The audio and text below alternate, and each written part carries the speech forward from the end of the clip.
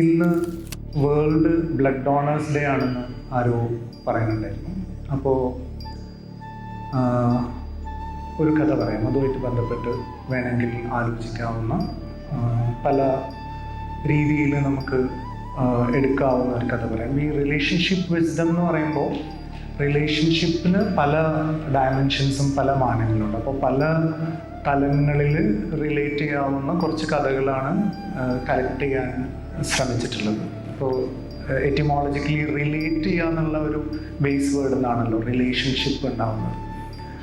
അപ്പോൾ നമുക്ക് റിലേറ്റബിൾ ആയിട്ടുള്ള ഒരു പുറത്തുള്ള മനുഷ്യരും ഉണ്ടാവും, അകത്തുള്ള കുറേ കാര്യങ്ങളുണ്ടാവും. അപ്പോൾ നമ്മൾ റിലേറ്റ് ചെയ്യുന്ന നമ്മളുടെ അകത്തെ ബന്ധങ്ങളും അതുകൊണ്ട് സാക്ഷാത്കരിക്കപ്പെടുന്ന പുറത്തെ ബന്ധങ്ങളും ഉണ്ടാവും എന്നുള്ള അർത്ഥത്തിൽ. ഒന്നാമത്തെ കഥ നടക്കുന്നത് വിയറ്റ്നാമിലാണ്. വിയറ്റ്നാമിൽ നിങ്ങൾക്ക് ഓർമ്മ ഉണ്ടാവും, അമേരിക്ക ഒരു അധിനിവേശം നടത്തിയിട്ടുണ്ടായിരുന്നു. ലോകത്ത് പല നാടുകളിലും അമേരിക്ക അധിനിവേശം നടത്തിയിട്ടുള്ളത് പോലെ വിയറ്റ്നാമിലും അധിനിവേശം നടത്തിയിട്ടുണ്ടായിരുന്നു. അപ്പോൾ വാറ് നടന്നുകൊണ്ടിരിക്കുന്ന സമയത്ത് സ്വാഭാവികമായിട്ടും അവിടുത്തെ കമ്മ്യൂണിസ്റ്റ് ഗറില്ലകൾ പ്രതിരോധിക്കുകയും ഹോച്ചിമിൻ്റെയൊക്കെ നേതൃത്വത്തിൽ കനത്ത പ്രതിരോധവും കനത്ത റെസിസ്റ്റൻസും ഉണ്ടാവുകയും ചെയ്തു. അമേരിക്ക അവിടെ നിന്ന് തോറ്റ് പിന്മാറാണ് ഉണ്ടായത്. അത് 20-ാം നൂറ്റാണ്ടിലെ അമേരിക്കൻ സാമ്രാജ്യത്വത്തിൻ്റെ ചരിത്രത്തിലെ ഏറ്റവും പ്രധാനപ്പെട്ട പതനങ്ങളിലൊന്നായിട്ട് ആഗോളവൽക്കരണത്തിനെതിരെയുള്ള ആളുകൾ ആഘോഷിക്കുന്ന ഒരു സംഭവം കൂടിയാണ്. ഈ യുദ്ധം നടക്കുന്ന സമയത്ത് ഒരു ഗ്രാമത്തിൽ പരിക്കേറ്റ കുറേ കുട്ടികളുണ്ടായിരുന്നു. അപ്പോൾ കുറേ അധികം പേര് അനാഥരായിട്ടുണ്ട്, കുറേ അധികം പേര് വിധവകളായിട്ടുണ്ട്, കുറേ അധികം പേര് അംഗവിഹീനരായിട്ടുണ്ട്. സാധാരണ ഏത് യുദ്ധത്തിലും സംഭവിക്കുന്നത് പോലെ. നമ്മുടെ കൺമുമ്പിൽ ഇപ്പോൾ ഗസ ഉള്ളതുകൊണ്ട് ഇതിനെക്കുറിച്ച് അധികം വിശദീകരിക്കാതെ തന്നെ നമ്മൾക്ക് എല്ലാവർക്കും വിഷ്വലിലൊക്കെ തന്നെ നമ്മൾക്ക് എല്ലാവർക്കും ഇത് പരിചയമുള്ളതാണ്. അതൊരു വിഷ്വൽ മാത്രമായി തീരുന്നു എന്നുള്ളതാണ് നമ്മളുടെ കാലത്തിൻ്റെ ഒരു പോസ്റ്റ് ട്രൂത്ത് കാലത്തിൻ്റെ ഒരു വലിയ ദുരന്തം സത്യത്തിൽ. അപ്പോൾ ഒരു ഗ്രാമത്തിൽ ഇങ്ങനെ നിരവധി കുട്ടികൾ അനാഥരായി കിടക്കുന്ന ഒരു സ്ഥലത്ത് ഒരു സംഘം, ഒരു വൈദ്യസംഘം അവിടെ എത്തുകയാണ്. അപ്പോൾ അവരുടെ കൂട്ടത്തിൽ നഴ്സുമാരുണ്ട്, ഡോക്ടർമാരുണ്ട്. അവർ ഈ കുട്ടികളെ ഇങ്ങനെ ശുശ്രൂഷിച്ചുകൊണ്ടിരിക്കുന്നുണ്ട്. അപ്പോൾ പെട്ടെന്ന് തൊട്ടപ്പുറത്തെ ഗ്രാമത്തിൽ ഒരു അമേരിക്കയുടെ അവർ നാപ്പാം ബോംബിംഗ് എന്ന് പറഞ്ഞൊരു ബോംബിംഗ് ഇങ്ങനെ ചെയ്തുകൊണ്ടിരിക്കുന്നുണ്ടായിരുന്നു. അപ്പോൾ ഈ ബോംബിൽ പരിക്കേറ്റിട്ട് ഒരു കുട്ടീനെ ഇവർ ക്യാമ്പ് ചെയ്തിട്ടുള്ള ഒരു സ്കൂളിലേക്ക് എടുത്തുകൊണ്ടുപോകും. അപ്പോൾ ഈ കുട്ടീനെയും കൊണ്ട് അവരിങ്ങനെ ഓടി വരുന്നു. അപ്പോൾ ഈ കുട്ടിയുടെ കയ്യിൽ വല്ലാതെ ബ്ലീഡ് ചെയ്യുന്നുണ്ട്, കയ്യുടെ ഒരു ഭാഗം പൂർണ്ണമായിട്ടും തകർന്നു പോയിട്ടുണ്ട്. അപ്പോൾ ഈ കുട്ടീനെയും കൊണ്ടാണ് വരുന്നത്. അപ്പോൾ പെട്ടെന്ന് ഡോക്ടേഴ്സ് ആ കുട്ടീനെ പരിശോധിച്ചു. അപ്പോൾ വല്ലാതെ ആവശ്യത്തിലധികം ബ്ലീഡ് ചെയ്തുകൊണ്ട് ഈ കുട്ടിക്ക് ബ്ലഡ് ആവശ്യമുണ്ട്. അപ്പോൾ അവർ നോക്കിയ സമയത്ത് അതൊരു റെയർ ഗ്രൂപ്പുള്ള ബ്ലഡാണ്. ആ ബ്ലഡ് ആ വൈദ്യസംഘത്തിൽ ആരുടെ കയ്യിലും ഇല്ല. അവരുടെ ആരുടെയും ബ്ലഡ് അതിന് മാച്ച് ആവുകയില്ല. അപ്പോൾ അവരവിടെ ഉണ്ടായിരുന്ന കുട്ടികളുണ്ട്, കുറച്ച് ടീനേജേഴ്സൊക്കെ ആയിട്ടുള്ള കുട്ടികളാണ്. സാധാരണഗതിയിൽ 18 വയസ്സാവാതെ ബ്ലഡ് എടുക്കാറില്ല, പക്ഷേ യുദ്ധം പോലുള്ള അത്യാവശ്യ സന്ദർഭങ്ങളിൽ അങ്ങനെ ചെയ്യും.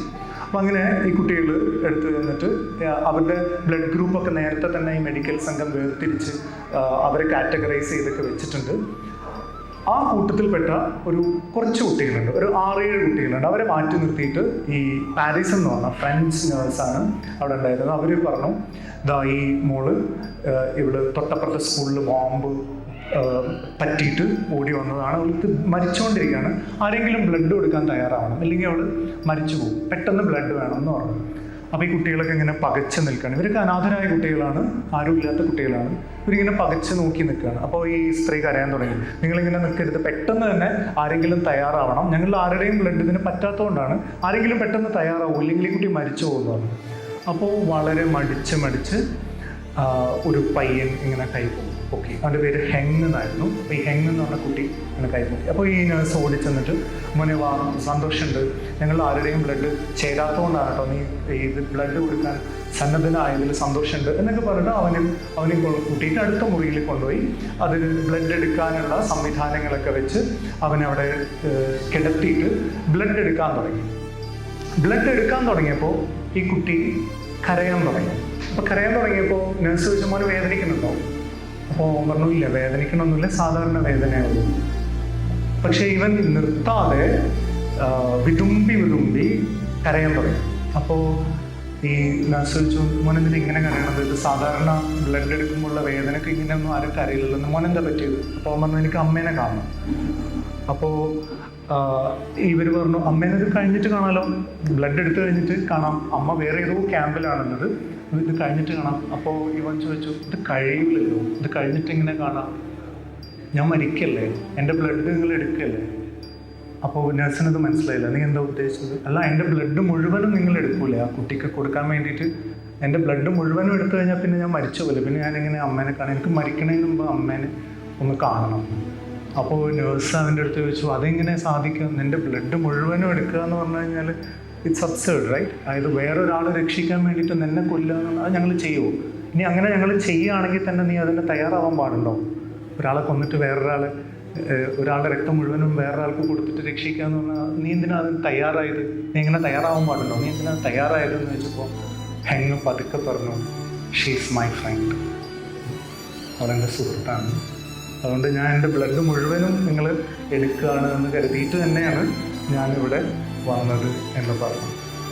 ഇത് വിയറ്റ്നാമിൽ നിന്നുള്ള ഒരു അസാധാരണ സൗഹൃദത്തിൻ്റെ അല്ലെങ്കിൽ ഒരു സാധാരണ എന്താ പറയുക അൺകണ്ടീഷണൽ ആയിട്ടുള്ള സ്നേഹത്തിൻ്റെ, പ്രത്യേകിച്ച് തിരിച്ചൊന്നും ആഗ്രഹിക്കാത്ത ഒരു സ്നേഹത്തിൻ്റെ ഒരു ചെറിയ കഥ.